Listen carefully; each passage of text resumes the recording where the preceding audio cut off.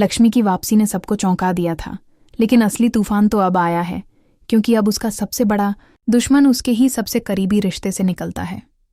जिस बेटी को लक्ष्मी ने अपनी जान से भी ज्यादा चाहा, वही पारो अब नीलम के बहकावे में आकर अपनी ही मां से सवाल करने लगी है।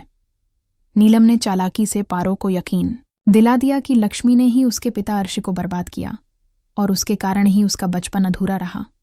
पारो के अंदर अब नफरत का जहर भरता जा रहा है और वो अपनी मां को नीचा दिखाने के लिए ओबेरॉय हाउस में नीलम के साथ खड़ी हो जाती है।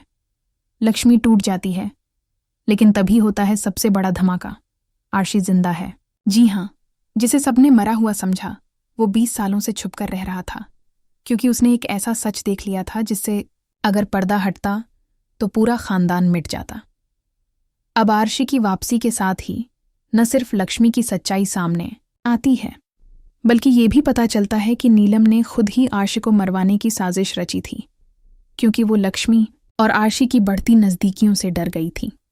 मलिष्का भी नीलम की इस चाल में शामिल थी, लेकिन अब ऋषि लौट आया है और उसका एक ही मकसद है, अपना परिवार वापस पाना और नीलम को उसकी औकात दिखाना।